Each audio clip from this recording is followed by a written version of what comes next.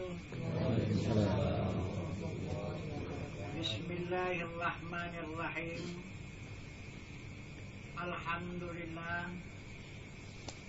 Alhamdulillahirabbil alamin. Wassalatu wassalamu ala asrafil anbiya wal mursalin wa ala alihi wa sahbihi ajmain.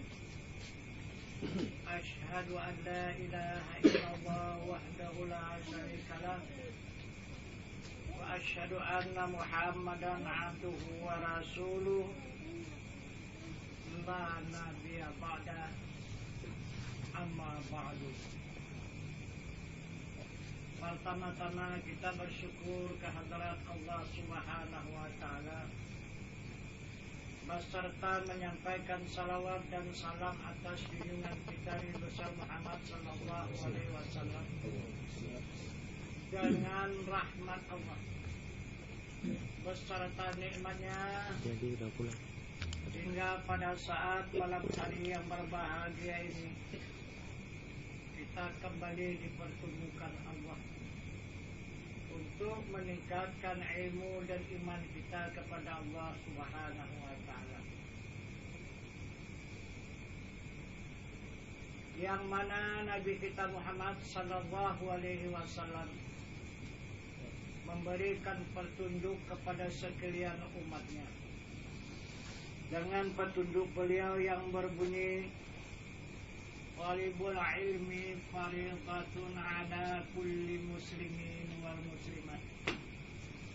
Maksudnya bermula menuntut ilmu fardu ain atas muslim laki-laki dan muslim perempuan yang akil baligh.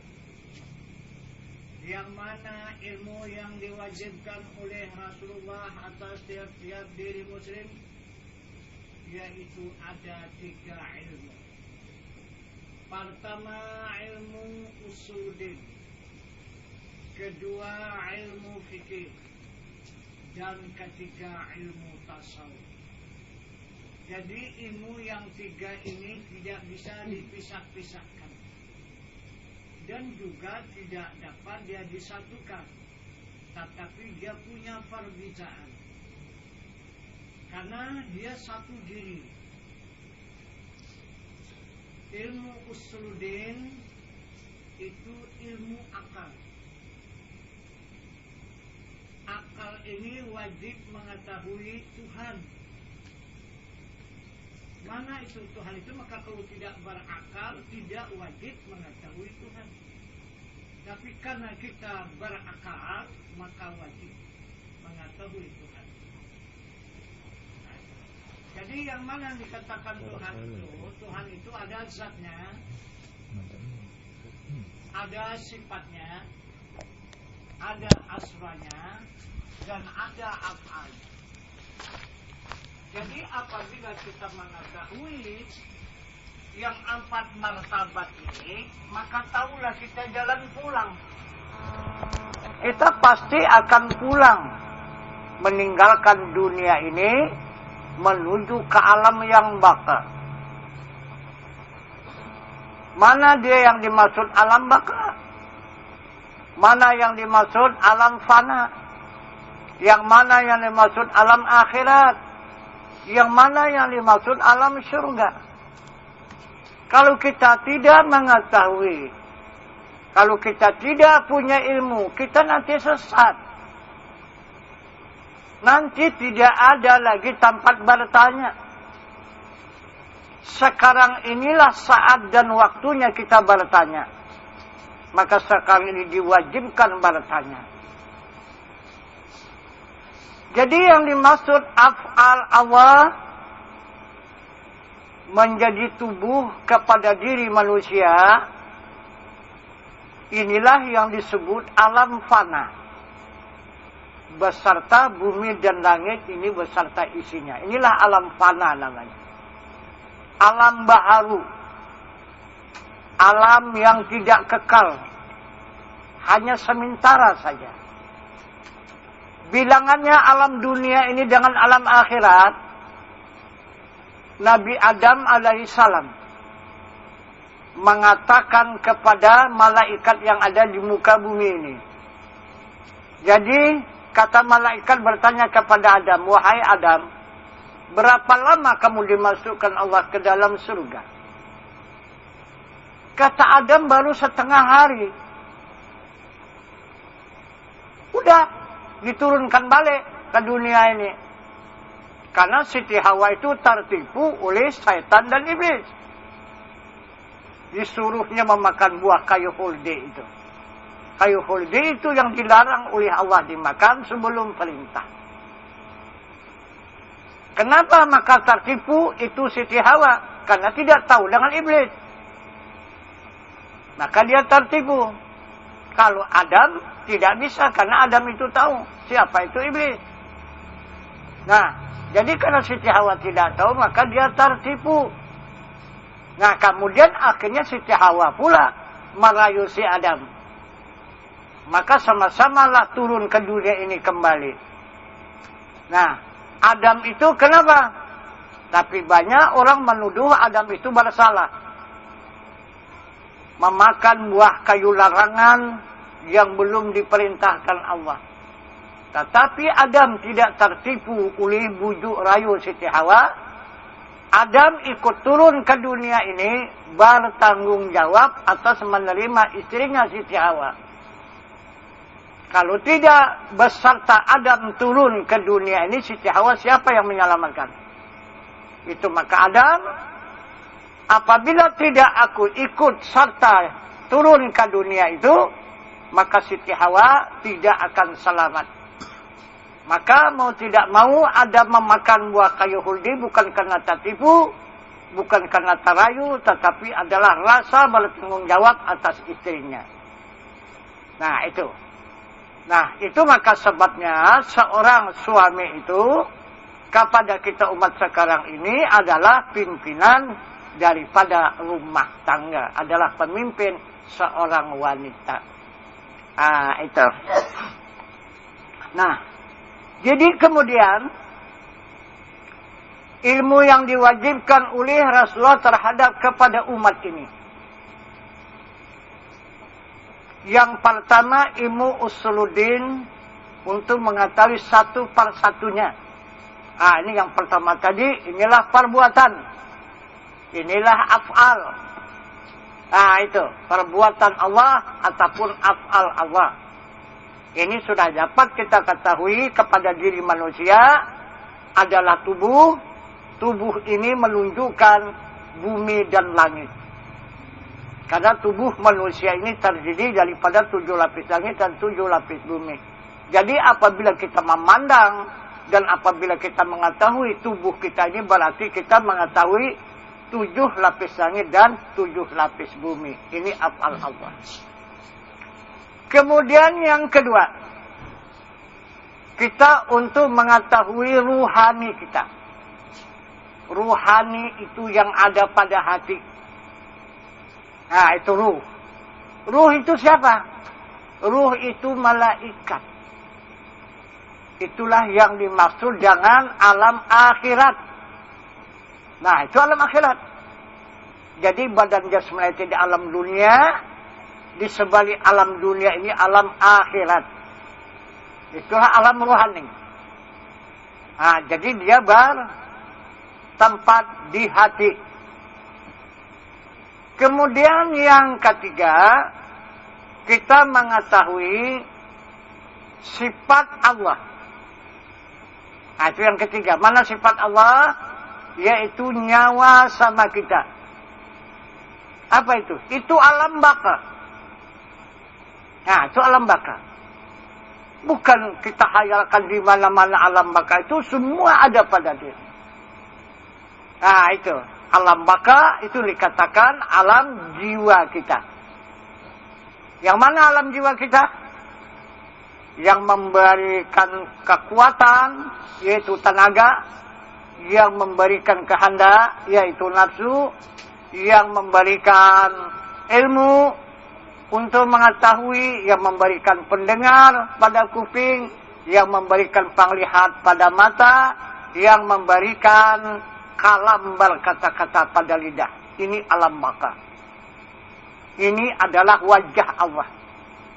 Yang laisa kamitslihi syai'un wa huwas samiul basir. Ini wajah Allah yang tidak ada seumpamanya oleh tiap-tiap sesuatu jua pun dia yang amat mendengar dan dia yang amat melihat.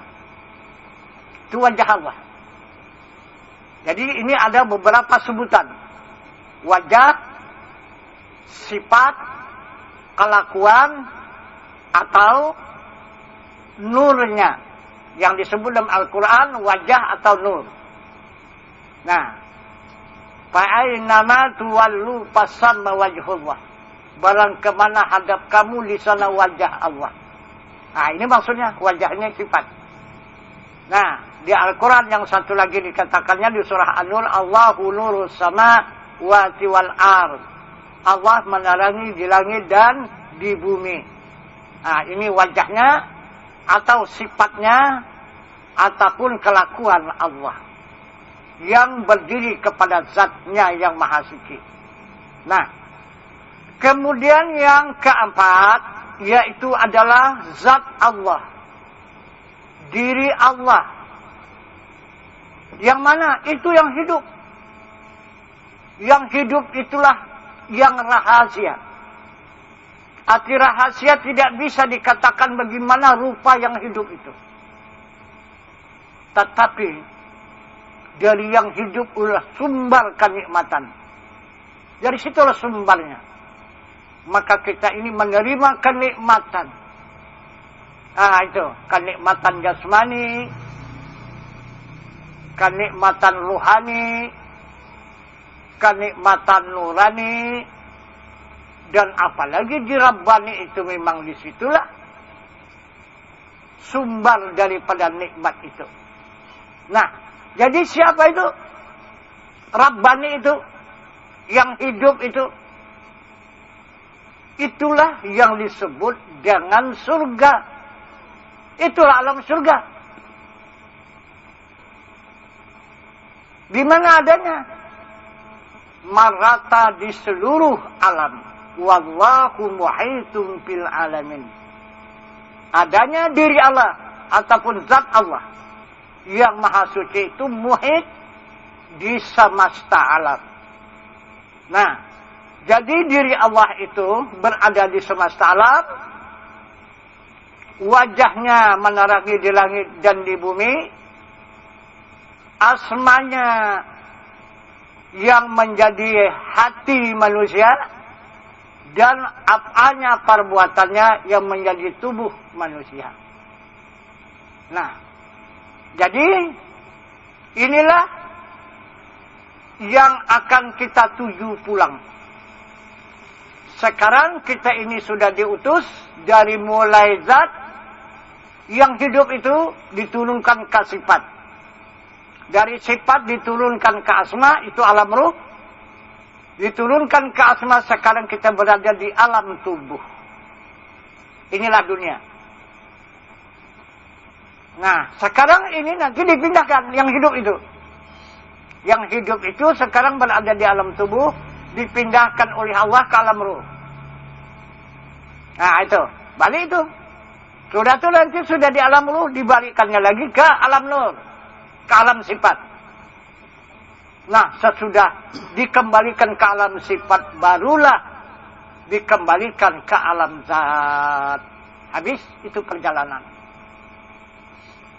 Itulah jalan yang akan kita tuju kembali. Jadi melewati sekarang ini alam dunia, alam fana, berpindah nanti ke alam akhirat. Alam akhirat itu alam ruh. Di sanalah kita hidup lagi. Tidak lagi hidup di alam jasmani ini, tetapi hidup kita di alam ruhani. Yang hidup itu tetap satu yang hidup itu. Bukan lain-lain yang hidup itu, enggak. Yang hidup itu satu. Yang hidup di alam jasmani, yang hidup di alam ruhani, yang hidup nanti di alam nurani. Ah, itu. Yang sebenarnya itulah orang Rabbani. Ah, itu. Jadi apabila dia kesasar pulang, maka neraka. Tidak tahu jalan dia. Nah, itu dikatakan neraka itu. Tak tahu jalan pulang. Nah, jadi ini yang dimaksud Allah di dalam Al-Quran. Ihdinas siratal mustaqim. tunjuki kami jalan yang lurus. Jalan yang diridai oleh Allah. Dari alam jasmani, kita adalah dipindahkan ke alam rohani. Dari alam rohani dipindahkan ke alam nurani. Dari alam nurani, barulah kita menghadap kekal selama-lamanya di alam Rabbani. Rabbani itu alam surga. Yang masuk menerima surga itu adalah alam nurani, alam yang baka. Kemudian yang kembali itu adalah alam rohani, itu alam akhirat. Dan kemudian beserta dengan alam jasmani, ini dunia. Jadi dunia ini pulang menuju ke alam rohani. Sampai di sana habis kekuatan jasmani. Baru rohani lagi bergerak menuju pulang ke mana? Ke alam nurani. Sesudah sampai ke alam nurani itu rohani, baru alam nurani itu menuju kepada alam rabbani. Inilah jalan yang lurus. Ini yang kebanyakan jalan apabila nanti jasmani ini tidak ada lagi, rohani langsung mencari rabbani. Mana ada jalan? Mana bisa berjumpa? Itu dikatakan terbakar. Arti terbakar apa? Neraka. Contoh, orang yang pulang kepada zat Allah. Pertama yang dicontohkan Allah, Nabi Musa alaihissalam. Itulah rasul yang paling terkuat. Yang paling jago rasul itulah Musa. Dimintanya supaya Tuhan itu menunjukkan dirinya di Bukit Tur Sina. Segala malaikat sudah turun melarangnya. Tapi namun dia tetap degil juga untuk berhadapan dengan Tuhannya. Karena dia marah.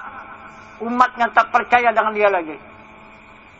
Jadi disuruhnya saja langsung Tuhan itu menunjukkan dirinya.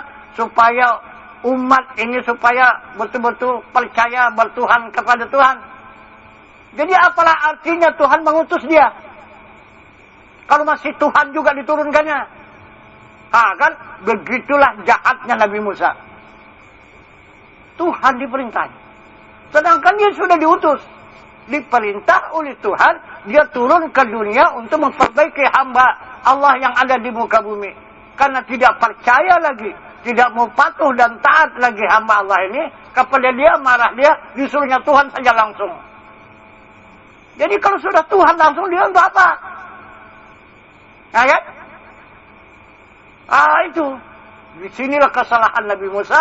Akhirnya berjumpa Musa dengan Tuhannya. Berjumpa umat yang akan ditunjukkannya itu kepada Tuhannya. Tidak ada, semua terbakar jadi abu. Buktinya sampai sekarang Bukit Tur Sina itu jadi arang. Batu jadi arang. Itu yang dikirim orang sampai kemari itu jadi celak itu. Celak mata itu. Kan dari Bukit Tur Sina itu. Gunung itu batu. Jadi arang sampai sekarang. Itu. Tidak berhasil. Bertemu dengan zat Allah. Kalau mempergunakan badan jasmani. Ya. Mempergunakan syariat. Tak berhasil. Yang kedua. Allah memberikan contoh kepada hambanya. Diperjalankannya malaikat Jibril mendampingi Nabi kita Muhammad sallallahu alaihi wasallam untuk menghadap kepada hadrat zat di dalam pelaksanaan Isra dan Mi'raj. Hanya sampai ke langit yang ketujuh. Sampai perbatasan langit yang ketujuh dengan alam nur yang disebut dengan Sidratul Muntaha. Terbakar malaikat Jibril. Nah, tidak bisa melewati alam nur itu. Jadi inilah dia. Jadi tingkat syariat, tingkat tarekat untuk menghadap kepada zat Allah tidak akan berhasil. Nah itu. Ini kedua-duanya tetap akan tunangan neraka. Kecuali syariat dapat meningkatkan kepada tarekat, tarekat meningkatkan kepada hakikat, hakikat melanjutkan kepada ma'rifat, baru berhasil. Kalau kita hanya bertahan di syariat, bertahan di tarikat, itu contoh. yang sudah ditunjukkan oleh Allah, syariat itulah Nabi Musa, terbakar jadi abu neraka. Tarikat itu adalah malaikat Jibril. Nah, juga terbakar neraka juga. Jadi inilah, kalau syariat tarikat tidak akan berhasil menghadap kepada zat Allah. Yang bisa menghadap kepada zat Allah hanya ma'rifah. Apa hakikat? Inilah yang menghadap kepada alam ma'rifah. Karena Allah itu di alam ma'rifah. Nah itu, jadi yang menghadap ini alam hakikat.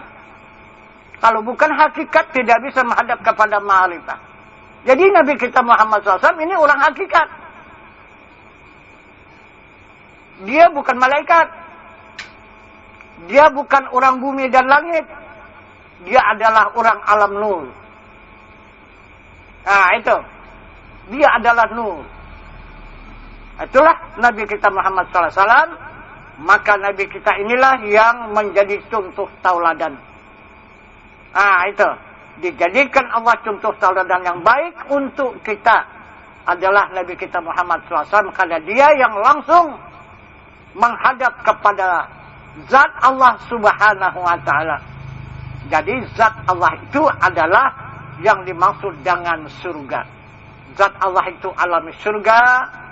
Alam nur itu diri Nabi kita Muhammad SAW itu adalah alam baka. Dan kemudian malaikat itu langit yang ketujuh itu alam akhirat.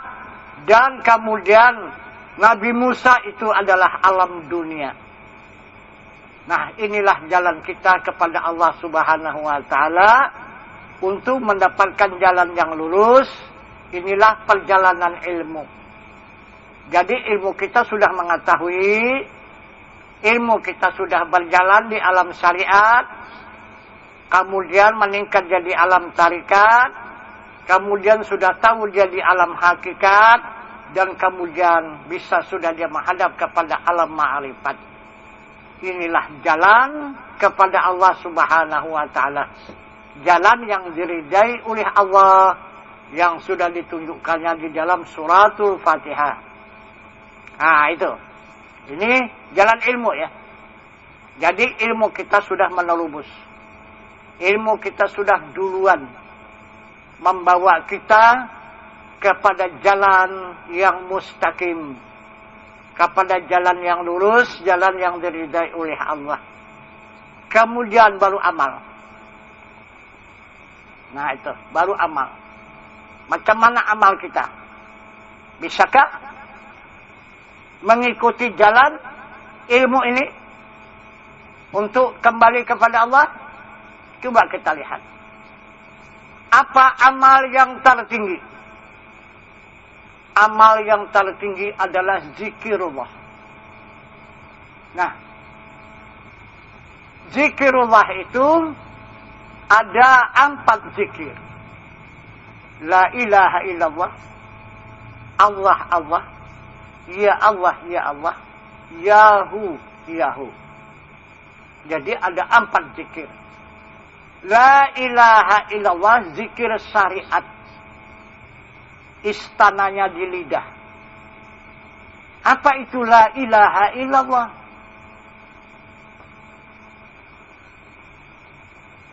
La ilaha illallah ini ada 4 kalimah. La kalimah nafi. Ilaha kalimah mumti. Illa kalimah isbat. Dan Allah kalimah musabat. La kalimah nafi isinya apa? Ada 5 isinya. Wujud, qidam, baqa, muhalafatuhu ta'ala lil hawadis, qiyamuhu ta'ala binafsih. 5. Apa itu? Ini menunjukkan diri Tuhan. Diri Tuhan itu wajib ada, wajib sedia, wajib kekang, wajib bersalah-salahan bagi segala yang baharu, wajib berdiri dengan sendirinya. Itulah dia yang menjadi kalimah la kalau disebut. Kemudian kalimah ini meningkat kepada kalimah ilaha. Ilaha ini apa isinya? Sama, basar, kalam, sami'un, basirun, mutakalimun. Ini isinya sifat dan asma. Tuhan itu wajib mendengar, wajib melihat, wajib berkata-kata. Tuhan itu wajib yang mendengar, wajib yang melihat, wajib yang berkata-kata. Itu kalau kita katakan menjadi kalimah ilaha. Kemudian ketiga, kalimah isbat. Itu kalimah illah. Apa isinya? Qudrat, iradat, ilmu, hayat. Ini adalah sifat dan zat. Nah itu. Qudrat kuasa, iradat berkehendak, ilmu mengetahui, itu sifat. Hayat itu zatnya. Itu yang terkandung di dalam kalimah illah, kalimah isbat. Kemudian Allah kalimah musabat. Apa isinya? Qadirun, muridun, alimun, hayun, wahdaniyat. Tuhan itu wajib kuasa, wajib yang berkehendak, wajib yang mengetahui, wajib yang hidup, wajib esa. Itu asmanya. Nah, itu maka yang ada, yang disebut dengan Allah itu zatnya, sifatnya, dan asmanya. Itu yang terkandung dalam kalimah La ilaha illallah. Kalaulah kita jadikan akaidul iman menjadi 41 akaidul iman. 20 yang wajib, 20 yang mustahil, 1 yang harus. Jadi 41. Itu dikatakan akaidul iman. Kemudian masuk kepada kalimah Muhammadar Rasulullah. Nah itu. Berapa Muhammadar Rasulullah? 9. Wajibnya 4, mustahilnya 4, dan 1 harus. Mana wajibnya? Rasul itu wajib bersifat siddiq, artinya benar. Kedua, bersifat amanah, kepercayaan. Ketiga, bersifat tabligh, menyampaikan. Keempat, wajib bersifat patanah, yaitu bijaksana. Itu wajibnya. Lawannya mustahil. Ada 4 mustahil, Tuhan itu tidak benar. Mustahil, Rasul itu tidak benar. Mustahil, Rasul itu tidak amanah. Mustahil, Rasul itu kitman, artinya menyembunyikan, tidak menyampaikan. Dan mustahil, Rasul itu tidak bijaksana. 8. 9 harus. Apa harus? Bagi Rasul? Harus bagi Rasul al-a'radul basyariyah. Berperangai mereka itu Rasul sebagai perangai manusia. Yang tiada membawa kekurangan pada martabat yang maha tinggi. Seperti sakit, makan, minum, tidur,